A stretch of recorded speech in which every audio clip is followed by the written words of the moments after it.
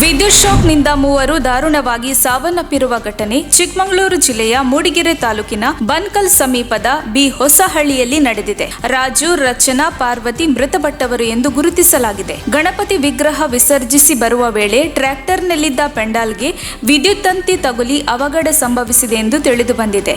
ಘಟನೆಯ ಸಂಬಂಧ ಮೂಡಿಗೆರೆ ಪೊಲೀಸ್ ಠಾಣೆಯಲ್ಲಿ ಪ್ರಕರಣ ದಾಖಲಾಗಿದೆ. ಬಿಜೆಪಿ ರಾಜ್ಯ ಸರ್ಕಾರ 3 ವರ್ಷ ಪೂರೈಸಿರುವ ಹಿನ್ನೆಲೆಯಲ್ಲಿ ಹಾಗೂ ಬಸವರಾಜ ಬೊಮ್ಮಾಯಿಯವರು ಮುಖ್ಯಮಂತ್ರಿಯಾಗಿ 1 ವರ್ಷ ಪೂರೈಸಿರುವ ಹಿನ್ನೆಲೆಯಲ್ಲಿ ರಾಜ್ಯ ಬಿಜೆಪಿ ಸರ್ಕಾರ ಜನೋತ್ಸವ ನಡೆಸಲು ಸಿದ್ಧತೆ ನಡೆಸಿದ್ದು, ಈ ಬಾರಿಯೂ ಕಾರ್ಯಕ್ರಮ ಮುಂದೂಡಲಾಗಿದೆ. ಕಳೆದ ಬಾರಿ ಮಂಗಳೂರು ಪ್ರವೀಣ್ ನೆಟ್ಟಾರು ಹತ್ಯೆ ಹಿನ್ನೆಲೆಯಲ್ಲಿ ರದ್ದಾಗಿದ್ದ ಜನೋತ್ಸವವನ್ನು ಸೆಪ್ಟೆಂಬರ್ 8ರಂದು ನಡೆಸಲು ನಿರ್ಧರಿಸಲಾಗಿತ್ತು. ಆದರೆ ರಾಜ್ಯ ಅರಣ್ಯ ಸಚಿವ ಉಮೇಶ್ ಕತ್ತಿ ನಿನ್ನೆ ಹೃದಯಾಘಾತದಿಂದ ನಿಧನರಾಗಿರುವ ಕಾರಣ ನಾಳೆಯ ಜನೋತ್ಸವ ಕಾರ್ಯಕ್ರಮವನ್ನು ರದ್ದು ಮಾಡಲಾಗಿದೆ. ಉಮೇಶ್ ಕತ್ತಿ ಅವರ ಪಾರ್ಥಿವ ಶರೀರ ನೋಡುತ್ತಿದ್ದಂತೆಯೇ ಸಹೋದರ ರಮೇಶ್ ಕತ್ತಿ ಕಣ್ಣೀರು ಹಾಕಿದ್ದು, ಬೆಂಬಲಿಗರು ಕೂಡ ಬಿಕ್ಕಿ ಬಿಕ್ಕಿ ಅತ್ತಿದ್ದಾರೆ. ಸಾಂಬ್ರಾ ವಿಮಾನ ನಿಲ್ದಾಣದಿಂದ ಉಮೇಶ್ ಕತ್ತಿ ಅವರ ಅಂತಿಮ ಯಾತ್ರೆ ಹುಕ್ಕೇರಿ ತಾಲೂಕಿನ ಬೆಲ್ಲದ ಬಾಗೇವಾಡಿಯತ್ತ ಹೊರಟಿತು. ರಸ್ತೆ ಉದ್ದಕ್ಕೂ ಬಿಗಿ ಪೊಲೀಸ್ ಬಂದೋಬಸ್ತ್ ಮಾಡಲಾಗಿತ್ತು.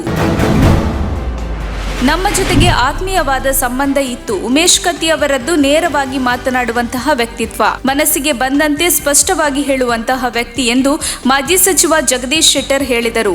ಉತ್ತರ ಕರ್ನಾಟಕ ಮತ್ತು ಬೆಳಗಾವಿ ಅಭಿವೃದ್ಧಿ ಬಗ್ಗೆ ಕನಸುಗಳನ್ನು ಕಂಡವರು ಅವರು. ಅವರ ಅಗಲಿಕೆ ರಾಜ್ಯಕ್ಕೆ ಬಹಳಷ್ಟು ನಷ್ಟವಾಗಿದೆ. ಅವರ ಸಾವು ನಮಗೆ ನೋವು ತಂದಿದೆ ಎಂದರು.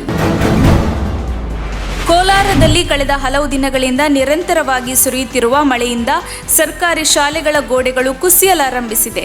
ಇದರಿಂದ ಜಿಲ್ಲೆಯ 300ಕ್ಕೂ ಹೆಚ್ಚು ಸರ್ಕಾರಿ ಶಾಲೆಗಳ ಕಟ್ಟಡಗಳನ್ನು ದುರಸ್ತಿ ಮಾಡಬೇಕಿದ್ದು, ಆತಂಕದಲ್ಲೇ ವಿದ್ಯಾರ್ಥಿಗಳು ಪಾಠ ಕೇಳಬೇಕಾದ ದುಸ್ಥಿತಿ ನಿರ್ಮಾಣವಾಗಿದೆ. ಕೋಲಾರ ತಾಲೂಕಿನ ದೊಡ್ಡ ಹಸ್ಸಾಳ ಗ್ರಾಮದ ಸರ್ಕಾರಿ ಹಿರಿಯ ಪ್ರಾಥಮಿಕ ಶಾಲೆಯ ಗೋಡೆ ಕುಸಿದು ಬಿದ್ದಿದೆ. 1942ರಲ್ಲಿ ನಿರ್ಮಾಣವಾಗಿರುವ ಶಾಲಾ ಕಟ್ಟಡ ಸಾಕಷ್ಟು ಹಳೆಯದಾದ ಹಿನ್ನೆಲೆ ನಿರಂತರ ಮಳೆಯ ಪರಿಣಾಮ ಸರ್ಕಾರಿ ಶಾಲೆಯ ಗೋಡೆ ಕುಸಿದು ಬಿದ್ದಿದೆ. ಗಣೇಶನ ಮೂರ್ತಿ ಮೆರವಣಿಗೆಯ ವೇಳೆ ಪೊಲೀಸರ ಮೇಲೆ ಹಲ್ಲೆ ಮಾಡಿರುವಂತಹ ಘಟನೆ ಬಾಗಲಕೋಟೆ ಜಿಲ್ಲೆಯ ಬಾದಾಮಿ ತಾಲೂಕಿನ ಕೆರೂರು ಪಟ್ಟಣದಲ್ಲಿ ನಿನ್ನೆ ರಾತ್ರಿ ನಡೆದಿದೆ.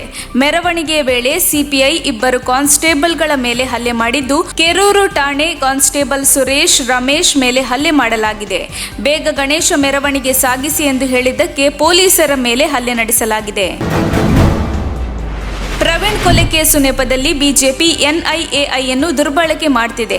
ಪಿಎಫ್ಐ ನಾಯಕರು ಎಂಬ ಕಾರಣಕ್ಕೆ ಮುಸ್ಲಿಂ ಮುಖಂಡರನ್ನು ಟಾರ್ಗೆಟ್ ಮಾಡಲಾಗುತ್ತಿದೆ ಎಂದು ಪಿಎಫ್ಐ ರಾಜ್ಯ ಕಾರ್ಯದರ್ಶಿ ಎಕೆ ಅಶ್ರಫ್ ಆರೋಪಿಸಿದ್ದಾರೆ. ಶಿವಮೊಗ್ಗದ ಹರ್ಷ ಮತ್ತು ಪ್ರವೀಣ್ ಕೇಸ್ ಎನ್ಐಎಗೆ ವಹಿಸಲಾಗಿದೆ. ಆದರೆ ಇದರಲ್ಲಿ ಸರ್ಕಾರಿ ದ್ವಿಮುಖ ನೀತಿ ಅನುಸರಿಸುತ್ತಿದೆ. ಬೆಳಗಾವಿಯ ಅರ್ಬಾಜ್ ಶಮೀರ್ ಕೇಸ್ನಲ್ಲಿ ಸಂಘ ಪರಿವಾರ ಇದೆ. ಆದರೆ ಇದನ್ನ ಯಾಕೆ ಸರ್ಕಾರ ಎನ್ಐಎಗೆ ವಹಿಸಿಲ್ಲ ಎಂದು ಪ್ರಶ್ನಿಸಿದ್ದಾರೆ. ಉಮೇಶ್ ಕತ್ತಿ ನೇರ ಸ್ವಭಾವದ ವ್ಯಕ್ತಿ, ಸ್ನೇಹಜೀವಿಯಾಗಿದ್ದರಲ್ಲದೆ ತಮಾಷೆಯಾಗಿ ಮಾತನಾಡುತ್ತಿದ್ದರು ಎಂದು ಮಾಜಿ ಸಿಎಂ ಸಿದ್ದರಾಮಯ್ಯ ಹೇಳಿದರು. ಎಎಲ್ ವಿಮಾನ ನಿಲ್ದಾಣದಲ್ಲಿ ಅಗಲಿದ ಬಿಜೆಪಿ ನಾಯಕ ಮತ್ತು ಸಚಿವರಾಗಿದ್ದ ಉಮೇಶ್ ಕತ್ತಿ ಅವರಿಗೆ ಅಂತಿಮ ನಮನ ಸಲ್ಲಿಸಿ ಮಾತನಾಡಿದ ಅವರು, ಹಿಂದೆ ಜಿಎಚ್ ಪಟೇಲ್ ಅವರ ಮಂತ್ರಿ ಮಂಡಲದಲ್ಲಿ ತಾನು ಉಪಮುಖ್ಯಮಂತ್ರಿ ಮತ್ತು ಹಣಕಾಸು ಸಚಿವನಾಗಿದ್ದೆ. ಕತ್ತಿ ಲೋಕೋಪಯೋಗಿ ಸಚಿವರಾಗಿದ್ದರು ಎಂದು ಕಳೆದ ದಿನಗಳನ್ನು ಸ್ಮರಿಸಿಕೊಂಡರು. ಮಾಜಿ ಸಿಎಂ ಬಿಎಸ್ ಯಡಿಯೂರಪ್ಪ ಕುಟುಂಬದ ವಿರುದ್ಧ ಭ್ರಷ್ಟಾಚಾರ ಆರೋಪ ಪ್ರಕರಣ ಸಂಬಂಧ ಮರು ವಿಚಾರಣೆಗೆ ಹೈಕೋರ್ಟ್ ಆದೇಶ ನೀಡಿದೆ. ಪ್ರಾಸಿಕ್ಯೂಷನ್ಗೆ ಪೂರ್ವಾನುಮತಿ ಸಿಗದಿದ್ದಕ್ಕೆ ಕೇಸ್ ವಜಾಗೊಂಡಿತ್ತು. ಸದ್ಯ ಈಗ ಹೈಕೋರ್ಟ್ ವಿಚಾರಣಾ ಕೋರ್ಟ್ ವಜಾ ಆದೇಶ ರದ್ದುಪಡಿಸಿದೆ. ಪ್ರಕರಣ ಮರು ವಿಚಾರಣೆಗೆ ಆದೇಶಿಸಿದೆ. ಅಗಲಿರುವ ಉಮೇಶ್ ಕತ್ತಿರವರು ನೇರ ಮತ್ತು ನಿಷ್ಠುರ ಸ್ವಭಾವದವರಾಗಿದ್ದರು ಮತ್ತು ಅವರ ಹಾಸ್ಯ ಪ್ರಜ್ಞೆ ಅದ್ಭುತವಾಗಿತ್ತು. ಕೇವಲ 10 ನಿಮಿಷ ಜೊತೆಗಿದ್ದರೂ ತಮ್ಮೊಂದಿಗಿದ್ದವರನ್ನು ನಗೆಗಡಲಲ್ಲಿ ಮುಳುಗಿಸುತ್ತಿದ್ದರು ಎಂದು ಬಿಜೆಪಿಯ ರಾಷ್ಟ್ರೀಯ ಪ್ರಧಾನ ಕಾರ್ಯದರ್ಶಿ ಸಿಟಿ ರವಿ ಹೇಳಿದರು. ಅಗಲಿದ ನಾಯಕನಿಗೆ ಸಂತಾಪ ಸೂಚಿಸಿ ಮಾತನಾಡಿದವರು, ಯಾವುದೇ ನಾಯಕ 8 ಬಾರಿ ಶಾಸಕನಾಗಿ ಆಯ್ಕೆಯಾಗುವುದು ಸುಲಭದ ಮಾತಲ್ಲ. ಆದರೆ ಕತ್ತಿ ಅಷ್ಟು ಸಲ ಆಯ್ಕೆಯಾಗಿದ್ದು ಅವರಿಗಿದ್ದ ಜನಪ್ರಿಯತೆಯನ್ನು ತೋರಿಸುತ್ತದೆ ಎಂದರು.